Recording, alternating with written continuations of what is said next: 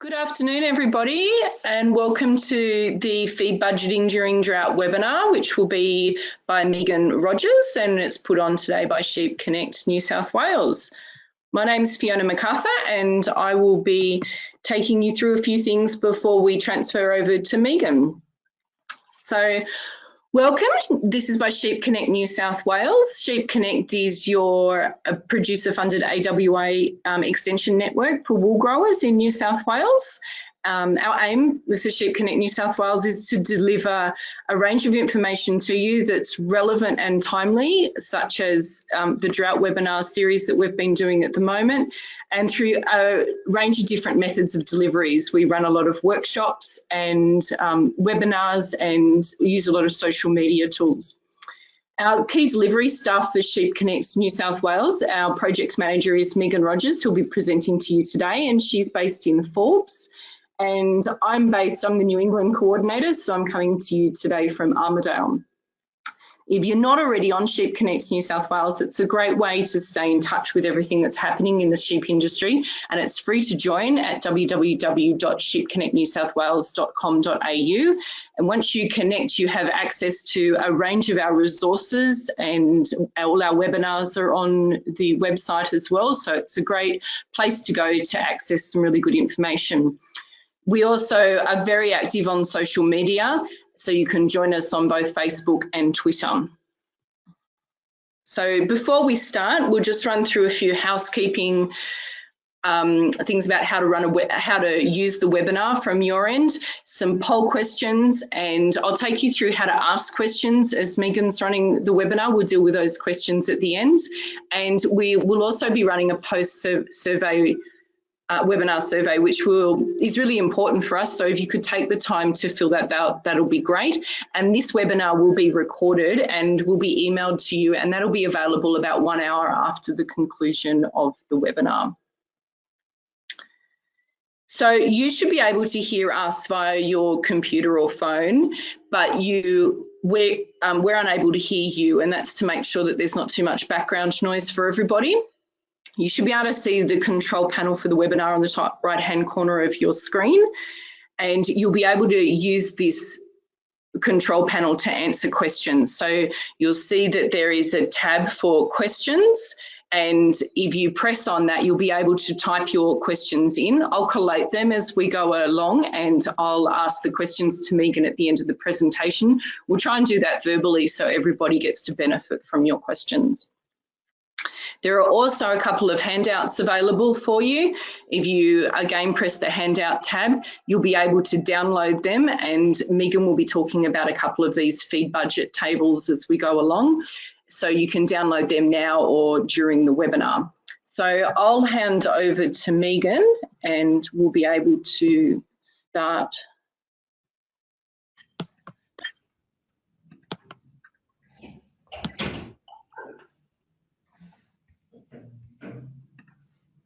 Okay, have I got you there, Megan? You sure do, Fiona. Can you see my screen? I can see your screen. Excellent. Well, so I'll hand over to you now. That we're getting started. I guess we might just start with a couple of poll questions. Hey, Fiona, did you want to launch those? Good idea. Okay, our first poll is, were you able to join us at last week's webinar? For those of you who don't know, we've been running a series of drought management webinars over the last couple of weeks, which we plan to continue. So we're just interested to know if you were in the last one. So I'll just launch that now.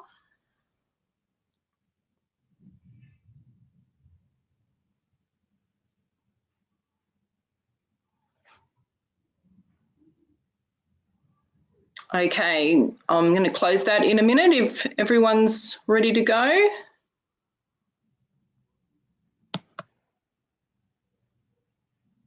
Great, and our next poll question is, what is your industry role? So are you a sheep producer, government advisor, working for the LLS or New South Wales DPI, a student or a service provider?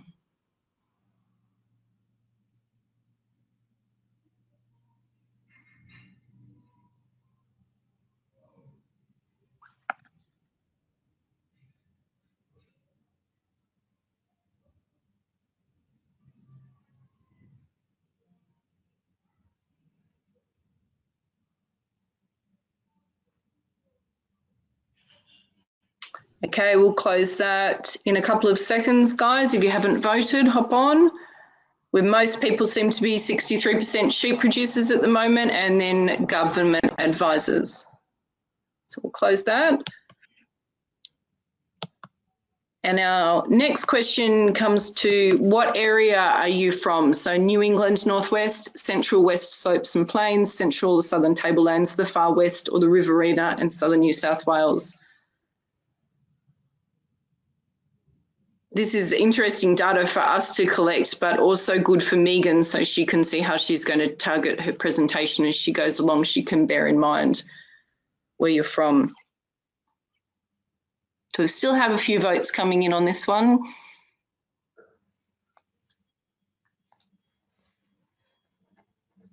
Okay, I'll close that off now.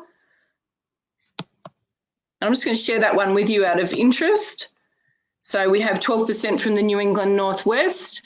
Lots of people signing in today from the Central West Slopes and Plains, Central Tablelands and the Far West, and then the Riverina.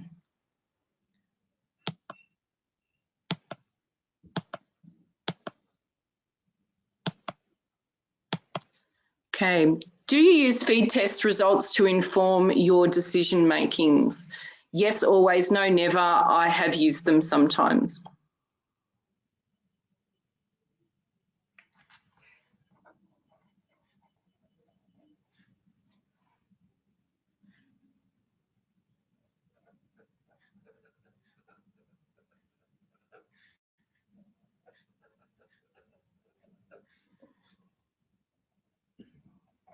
Okay, I'll close that one off now. I'll share that one out of interest for you all. 24% said yes, 28% no, and 48% I have used them sometimes. And our last poll question for today is, do you use feed budget to calculate your sheep feeding requirements? Yes, it's part of my routine management. No, that's why I'm here to find out more, sort of, but I need to improve the way that I am doing them.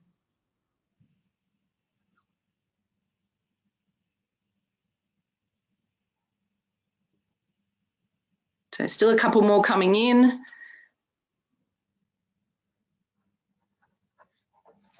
Okay, I'll close that off now.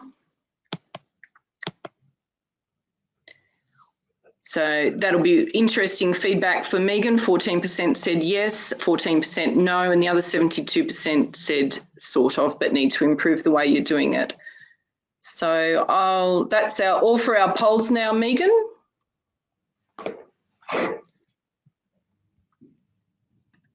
Thanks, Fiona.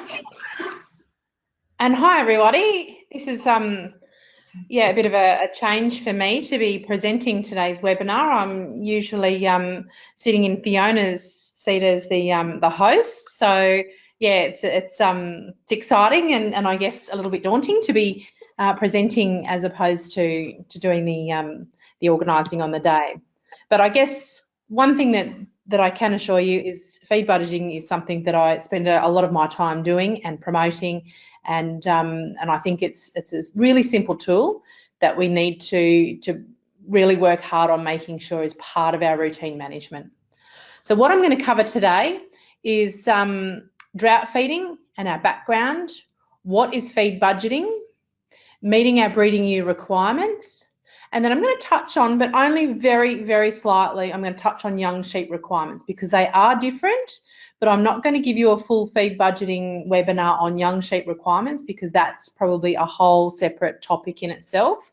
And we've got some workshops available that we can do that in a whole lot more detail. But I do want to separate young animals from adult animals today. So we launched straight into it, and I guess thanks everybody for your participation in the polls with regards to whether you're using feed tests and whether you're compiling feed budgets. And there are a couple of things that I think are really, really important for everyday management. In terms of why we're feed budgeting, we need to know what our sheep need. We need to know what sort of energy our sheep need. And so depending on our reproductive status, as well as our standard reference weight, that will differ. So a dry sheep has a different requirement to a sheep that's in peak lactation. And that's a different requirement to a sheep that's about to lamb down a set of twins versus the same one that might have single on board. So it's really important to understand that that differs. We talk a lot in simple terms about it costing 30 cents or 40 cents per head per day per breeding ewe, but that will differ and it will go up once that animal's pregnant and past about day 100 of pregnancy, and that will change. And so we need to understand that, particularly when we're thinking about buying feed in, but also making effective use of it. And I'll show you some really good examples as to why we need to know that information and where it can save you some money. We need to know what they can eat and how much to feed therefore. So, you know, what are you feeding them?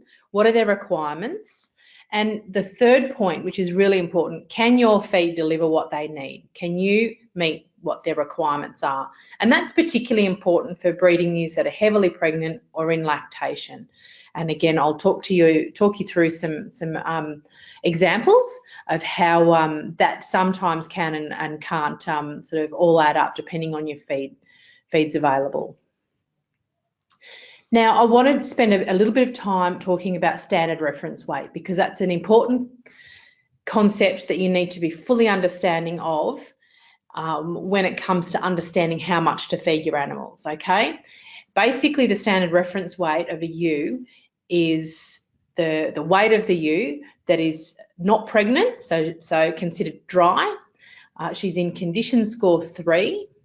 She's not carrying any fleece, so she's bare shorn, and she has no gut fill, so she's been off feed for a few hours. Okay, so it's not the actual weight of your ewes last time you weighed them or an approximation of the weight of your ewes today. So I might have sheep that might be a 60 kilo standard reference weight, but because they're fat and they're in lamb and they're carrying a fleece of wool, they might actually be 75 or 80 kilos today. Just saying. Whereas if you remove all of those variables and take it back to that sort of empty, bare shorn, dry ewe, then that's what your standard reference weight is. Now, it's not very difficult to calculate that. So, you know, if you can weigh some of your breeding ewes at a particular time, I reckon the best time's when they're dry, and then you condition score them. So, you hopefully you can get a few in your weights that are condition score 3, so that you can develop a little bit of information there. Don't worry too much if they've got a fleece on them. And obviously, if you can have them in the yards before you weigh them, then that's easy. And then basically, if you know that they're going to cut, 2, 3, 5, 6, 7, whatever kilos of wool, you can subtract that from their weight. So depending on how many months worth of fleece they've got, you can subtract that. That's the easy part to subtract. But really understand that and get to know that. I'm surprised by there's a growing number of people that understand the concept.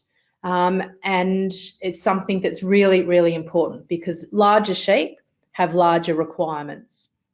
But again, the actual weight of your sheep, so if they're condition score 5 and 80 kilos, that's not their standard reference weight.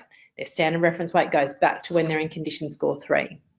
So I've probably done that little topic to death, but I think it's a really important concept that we all need to know and understand because it does impact on how much you feed your sheep and whether you're either going to under or overfeed them. So feed according to pregnancy status. Okay, now that's a really important concept. Now this slide that I've got here comes out of the AWI feed budget tables, and in particular this is the brown one, obviously is for drought conditions. Okay, now there's some of your handouts today, so I'd urge you to download those, but you can get them in hard copy either from ourselves. We hand them out at a lot of our workshops. We'll have them if we've got stands and displays at any events. You can give us a call. You can give Australian Wool Innovation a call, and some other third parties may well have copies of them as well. Okay, so in terms of this slide here, if you have a look, Fiona, can you see my cursor moving? Sorry, I just unmute myself there, Megan. Yes, I can. Perfect, no worries. I thought you were muted. Okay, so this table here is table 1A, and I've concentrated on the one table so that I'm not creating any ambiguity today. Okay, it's the energy required by ewes at condition score 3 to maintain their weight. Okay, so down the left-hand side here, we've got the days of pregnancy. So we've got dry, 50, 70, 100, 130. Then they move into lactation, 10, 30, and 50. Okay, doesn't go up in 10-day increments or anything like that, but there's it's enough information to give you an accurate feed budget. And then across the top here, we go from small frame sheep, medium frame sheep, and large frame sheep.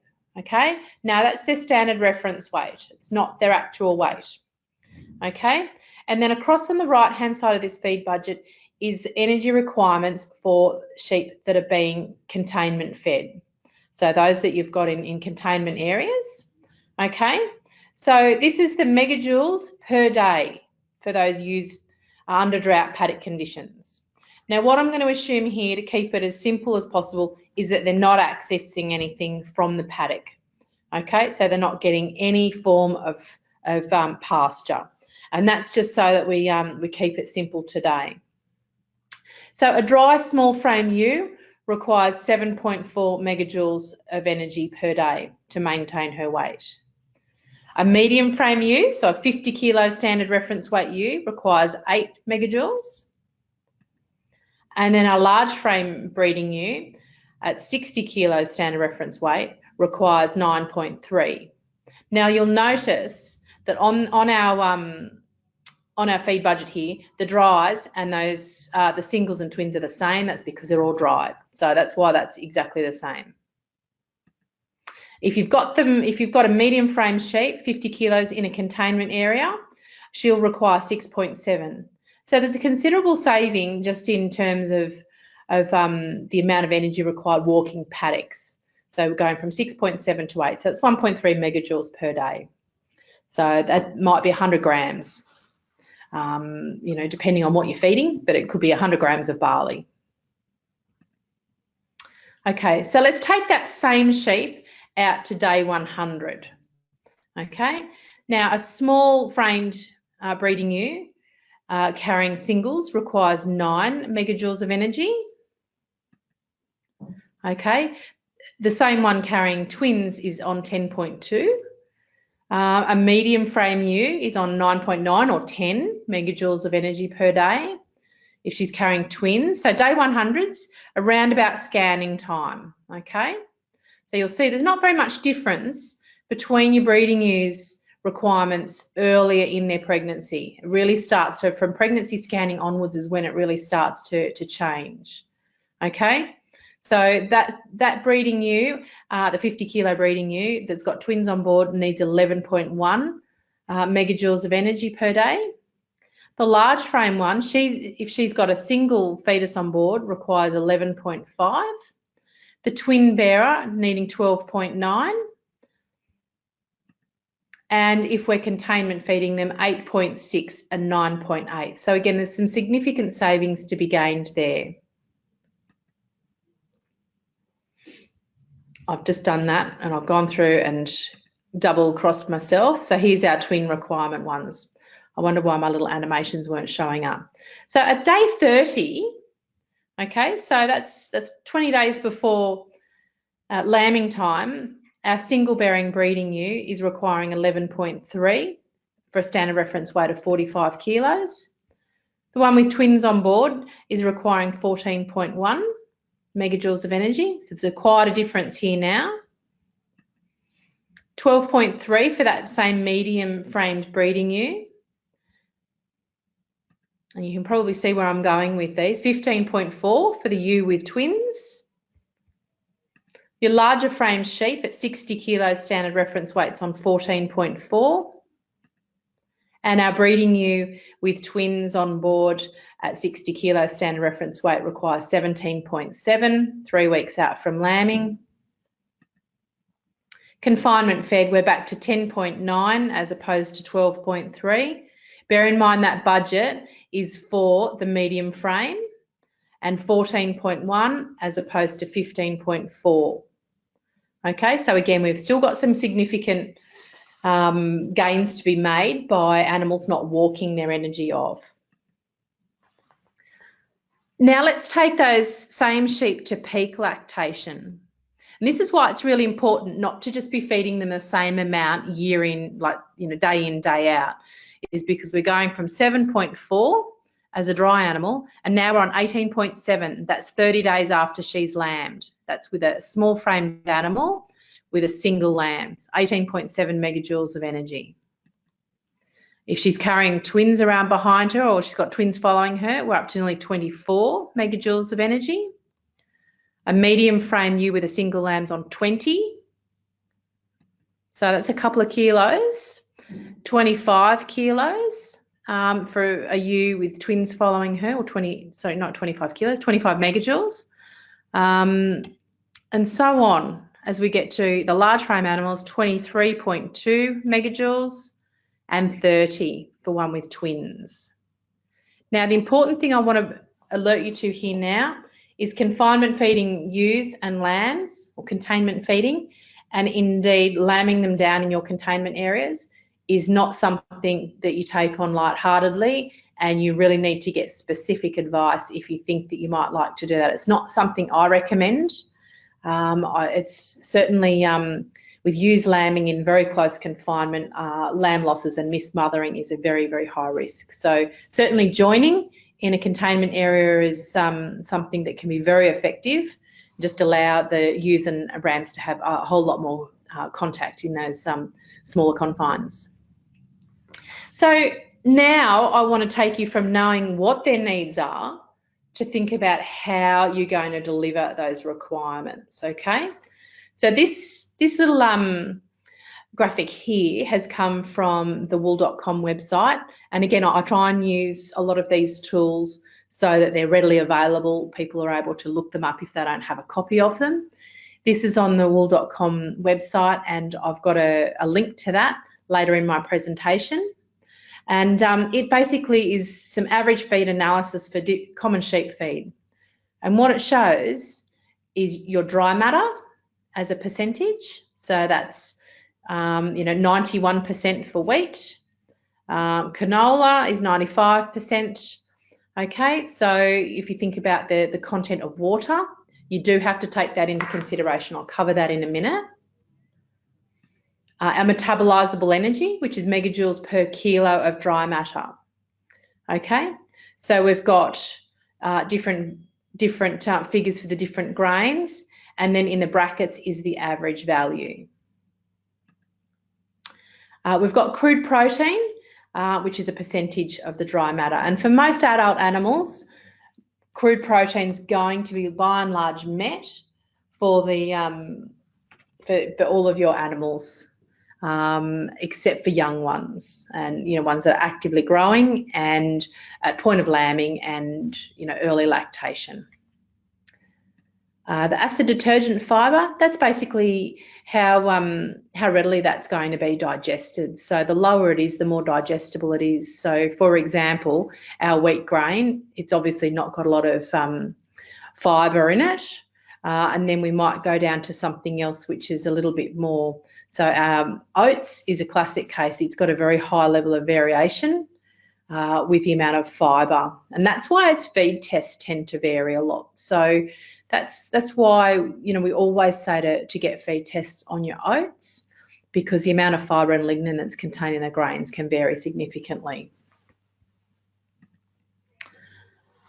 So I want to talk about feed testing now that we've talked about those key concepts. It's essential to complete an accurate feed budget, okay? It's quite cost effective. It's less than $65 per test. And then what it does is it allows you to know exactly what you're working with when you're compiling a feed budget.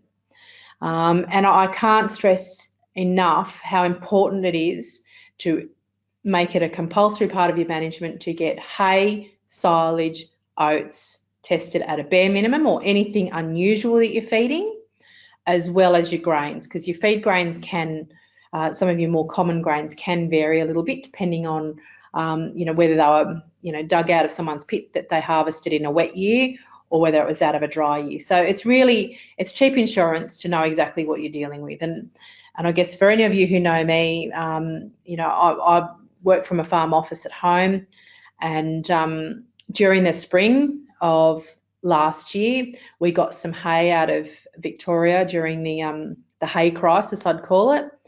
Nobody would provide us with a feed test, and we got it home and feed tested it, and it was appalling quality.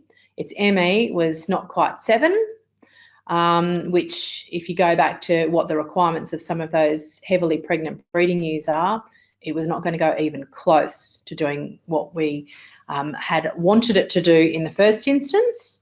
But we were able to make it useful in other ways by feeding it in a different fashion. So even if you've got feed that you are not overly happy with the feed test results from, it will allow you to you know, make use of that feed. So even if it tests back poorly, it doesn't mean that all's lost and you're not going to be able to use it. So we utilised that feed, but we knew that was really only going to be providing gut fill.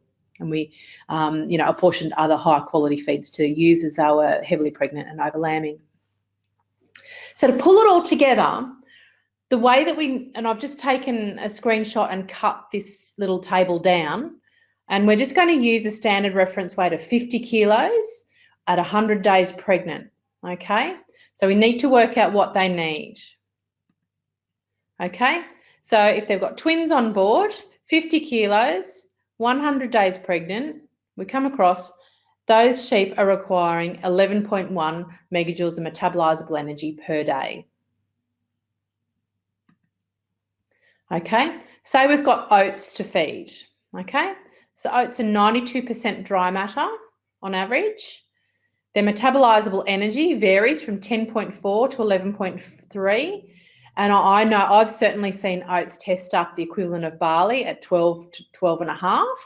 So again, I can't stress more strongly that you get your oats tested and get all of your feeds tested, but oats are particularly variable. And I'm not going to worry about the crude protein because I've got breeding ewes that are 100 days pregnant today. And I'm not going to necessarily worry about the amount of fibre because I know that they should be able to ingest all of that oats.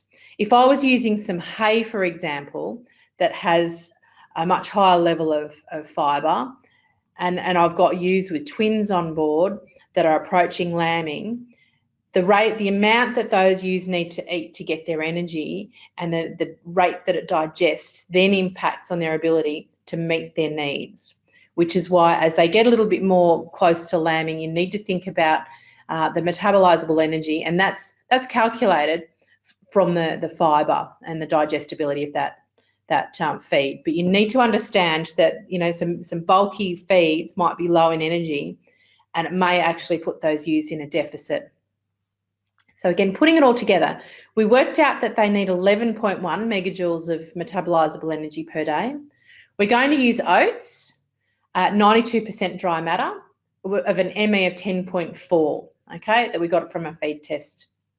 Therefore, for every kilo of oats, you're getting 92% of the listed ME, okay, because there's 8% water in those oats, okay?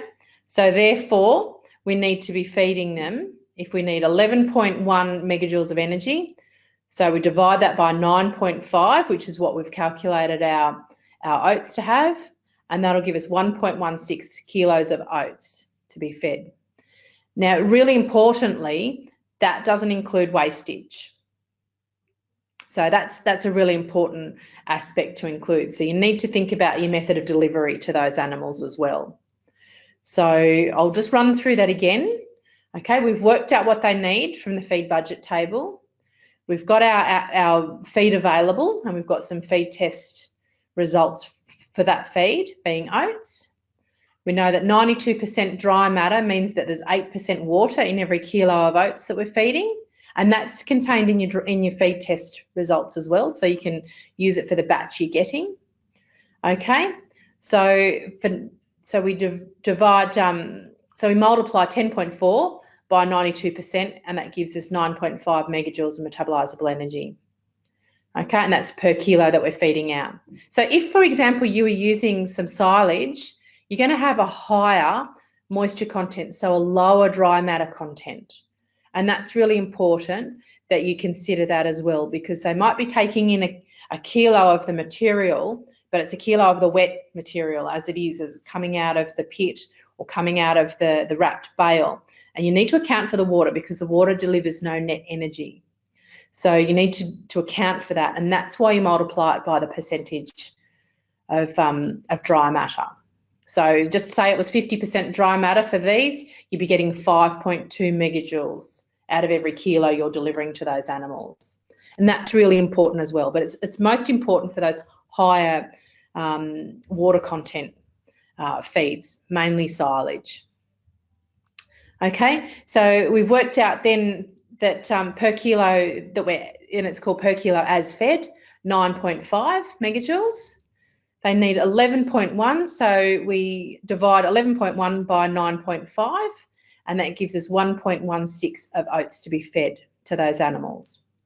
Depending on how you're delivering it, what sort of soil you're doing trail feeding on, or whether you're feeding that in a self-feeder, that will have an impact on how much you're going to waste and how much you need to account for with that wastage. It's also important to think about how much that mob needs and to be really thrifty about delivering what those sheep need. So you might say, well, I've got a mob of 500, they need 1.16 kilos, so you multiply that by 500, add in a little bit more for wastage, and then deliver that way. Obviously, you're going to be delivering, you're not going to be putting 500 kilos in your feeder and then coming back each time to do different runs for each mob. But if you do have scales, it will allow you to put a whole lot more precision in the amount that you're feeding those animals.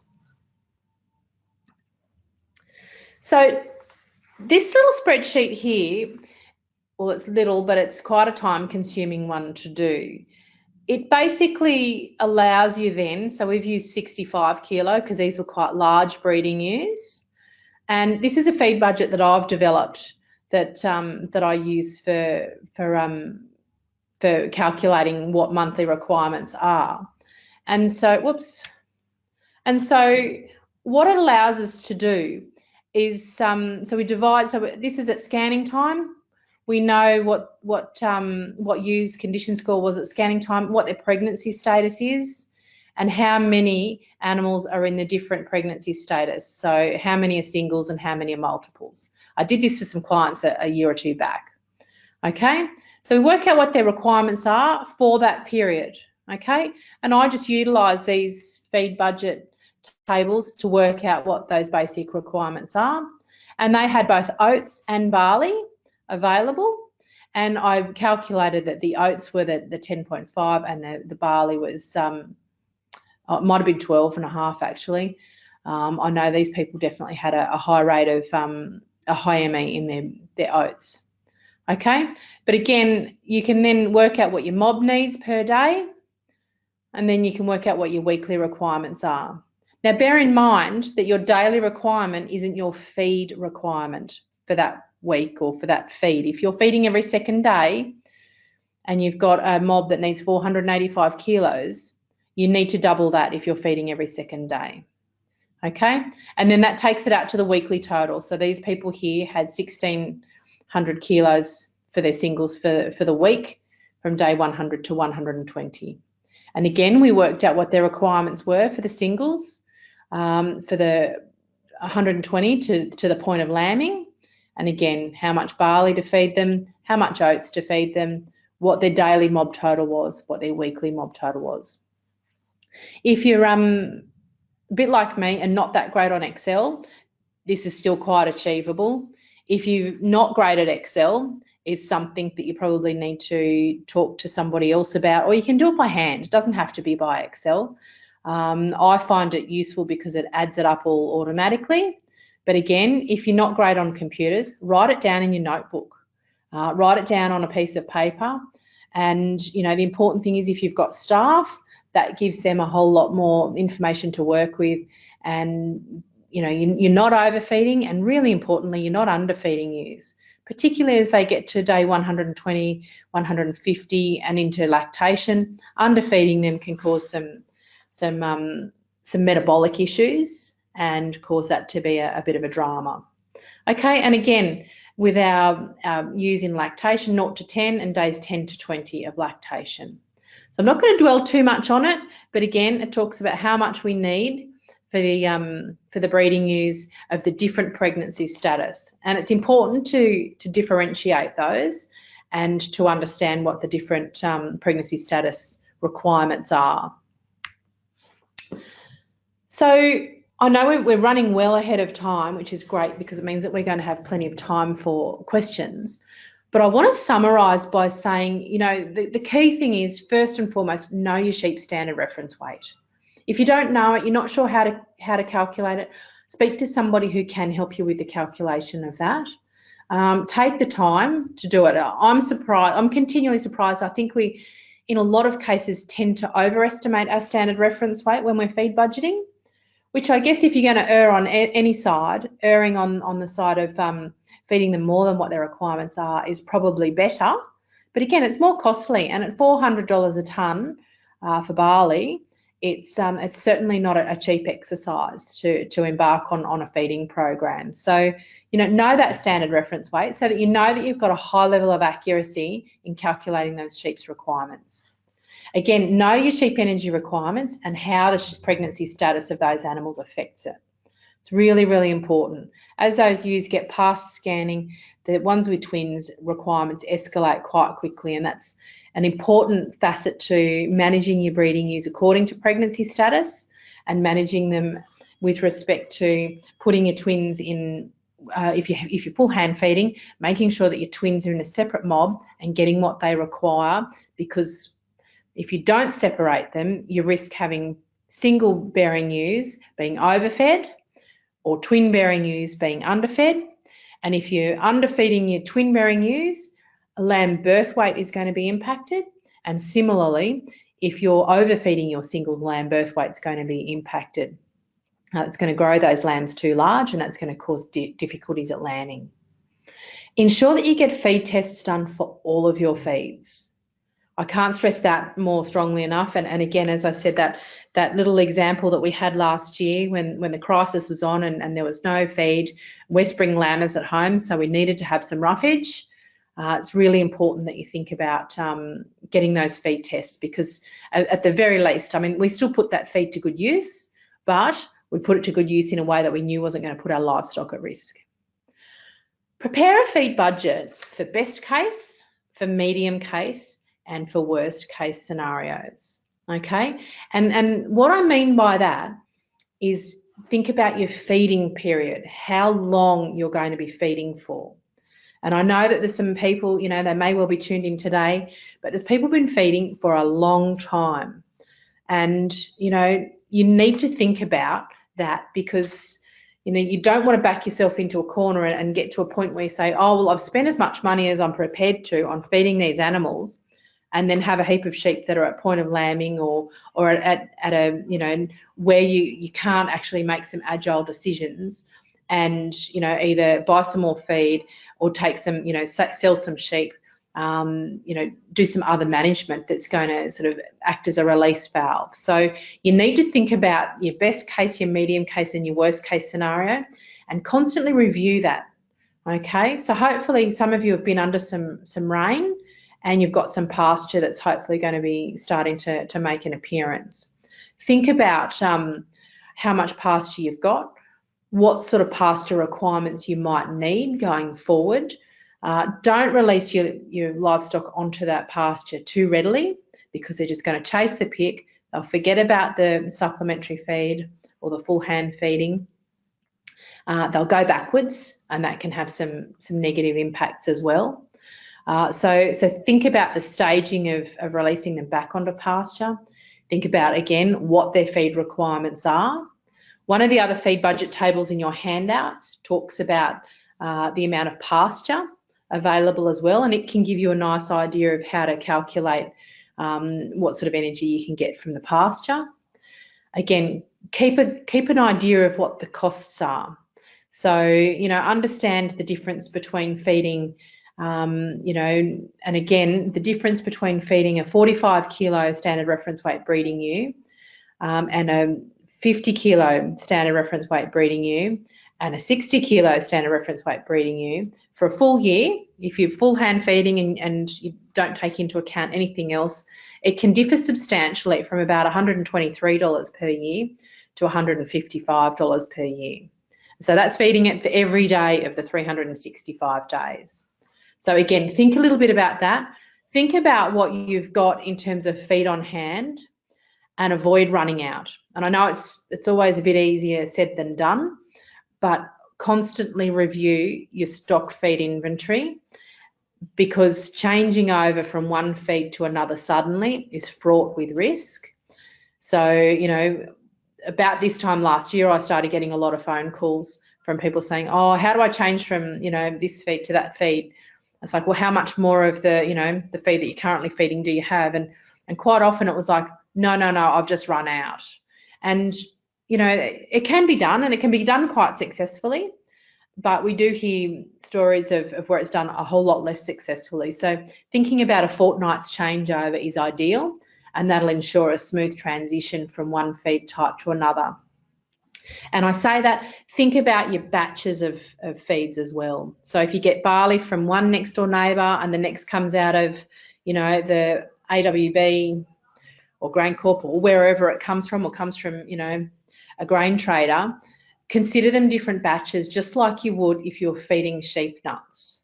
So your sheep nuts can, you know, be made out of different components. So changing them over suddenly can give you some issues as well. So again, constantly review your feed inventory and the situation. And really importantly, if in doubt, seek the assistance of your trusted advisor. What I've showed you is not overly complicated once you get the hang of it. And it's something that's quite accurate and you can use to feed your livestock with a great degree of success, and they'll give you some very, very sound productive output. One thing I didn't touch on earlier, and I meant to, was the dries. So if you get to scanning and you've got dries, they obviously don't require very much at all. Depending on whether it's a lot of dries and you need to consider hanging on to them because you might have had a joining issue, as many people did over the summer. You know, have a think about how you want to manage those, whether you're going to rejoin them or whether you're just going to cut wool from them. But understand that their requirements are different as well, and keep them separate. Or if there's only a few of them and you don't really want a pesky little mob of, you know, 50, 100 or a couple of hundred, then maybe consider them as sale animals in the short term. I guess one thing that I've had a couple of questions come through with the registration process, and one of them was, where do we get more information on supplementary feeding? So the first thing I want to say is, if you haven't done a lifetime ewe management course, maybe look into doing one of those. It covers detailed feed budgeting. There's a lot of pasture assessment, and it's delivered locally on your farm with 5 other participants, and it takes 1 year. So there's plenty of opportunity for you to become very skilled at condition scoring, very skilled at pasture assessment, and similarly very skilled at feed budgeting. So that's something that will help you with your pasture assessment, particularly over the course of a year with some different pasture conditions, and hopefully we'll have some different pasture conditions. Our weaner feed budgeting. So before I talk about the Weaning with Weaners workshop, your young sheep, and I forgot to mention this before, your young sheep have a higher protein requirement. So animals that are depositing muscle have higher protein requirements. And in your handouts, so if you click on the handouts tab, there's a weaner feed budget, and it looks at the different weight of those animals and what their crude protein requirements are, depending on what the growth rates are that you require from them. So it's a tiny little bit more complicated, but if you've understood the way that we've gone through feed budgeting today, it shouldn't be a challenge for you. But certainly give us a yell, and we can put a Winning with Weaners workshop on in your area. They're run throughout the state in an on-demand basis. So if we've got some interest in an area, we'll definitely put one of those on. So wool.com and under drought resources, there's a stack of information there. And here's the link here to that. There's all sorts of drought resources. It's where you'll find some of the webinar recordings, also some of the key handouts such as managing sheep in drought lots or containment areas, which sheep do I keep, managing feed prices during drought. There's a bit on stock water. So be sure to avail yourself of that. If you just go on to wool.com and type into the search engine drought, that will take you to that as well. Sheep Connect New South Wales, all of our webinar recordings are on our website. And if you just go to the tools and resources tab, you'll find those there. If you've not tuned into the webinar recordings before, you'll just have to register, which is basically just answering those few questions, but they're all freely available. The other source of information is your sheep management consultant or nutritionist.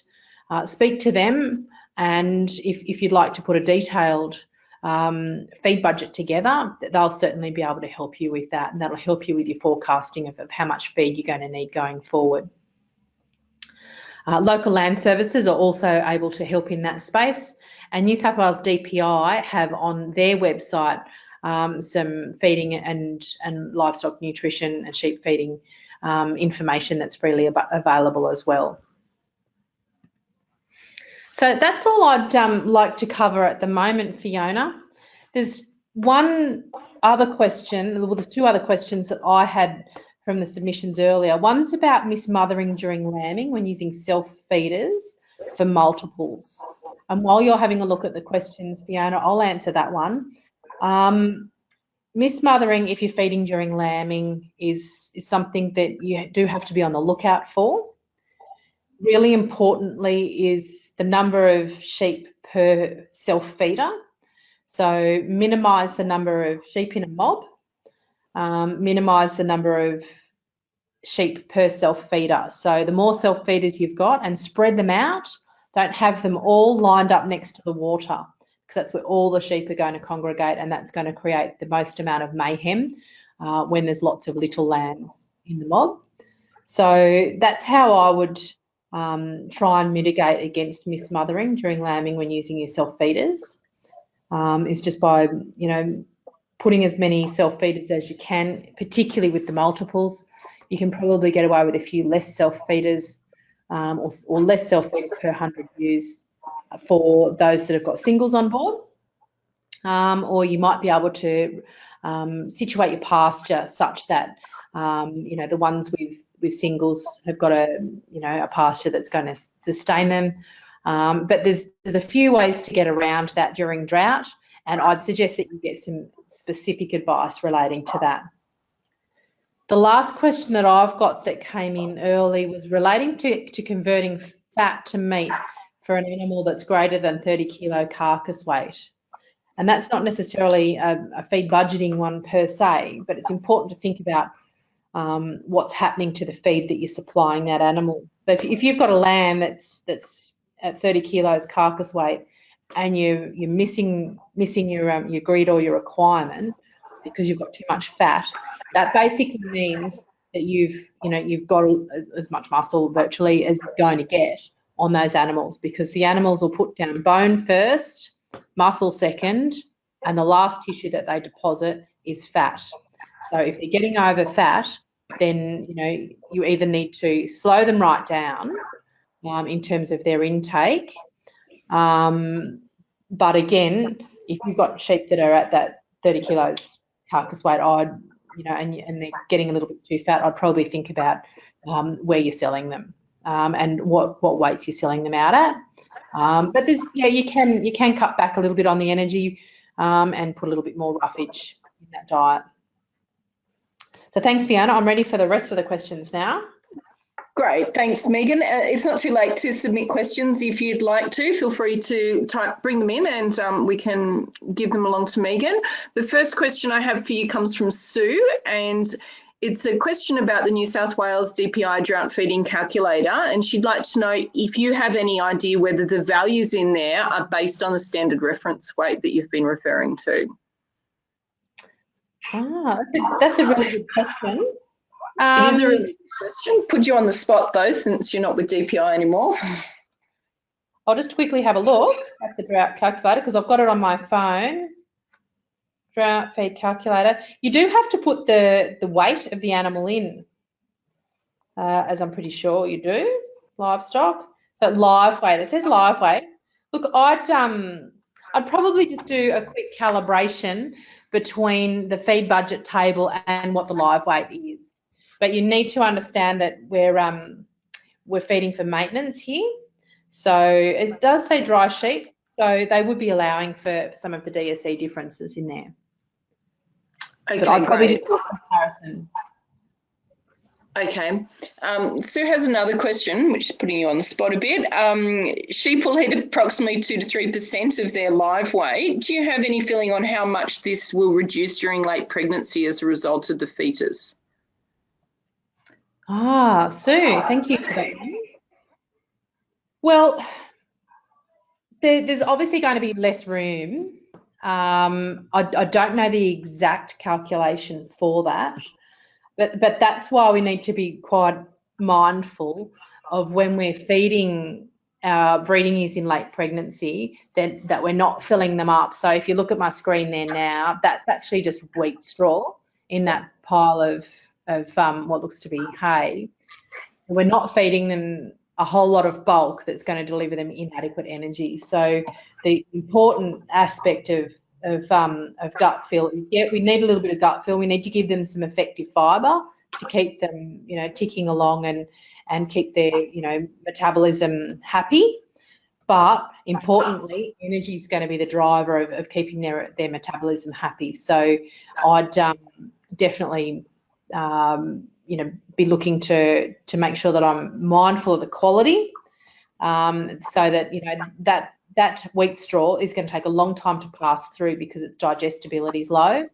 You need to be feeding high quality forages to those animals as they're getting into later pregnancy. But I couldn't tell you the exact amount, Sue, I'm afraid. Sorry. That's okay. That's it for the questions. Megan, for you. So I'm just going to take your screen off now. Yep, sure. How's that look? So I'd like to take the opportunity to thank Megan. It was certainly a great summary of some really important information, and not only important, but very practical, especially considering the season we've all been going through. So thank you very much for joining us today.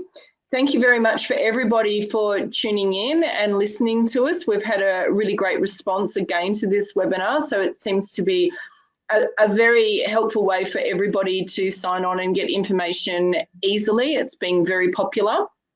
Please take the time to look at the survey afterwards and let us know, especially what future topics. We're in the middle of running at the moment, if you don't already know, a series on drought management. We've done 2 webinars already, and we've got a 3rd one coming up, which we'll do after the school holidays on water. And it's been overwhelmingly popular, the webinars, and it all started due to some information we received from a benchmarking group in the New England and a group of farmers up there, so that they would like more information on a specific topic, and then the webinar series was born out of that. So if you're in a group of out there and you find that you've got an area that you would like more information on and you don't know how to go about it, just drop us an email and let us know, and we're happy to get a presenter together and put together a webinar for you, because if you're interested in the information, I'm sure there's plenty of other farmers out there who would like it as well. So if you could fill that survey out, that would be great. And don't forget that the recording will be online, and the link will be emailed through to you. It will take about an hour to come up online from now. So that's it from us today at Sheep Connect. Thank you very much for sharing your afternoon with us, and we hope to have you joining in again soon. Thank you. Thanks, everyone. Thanks, Fiona.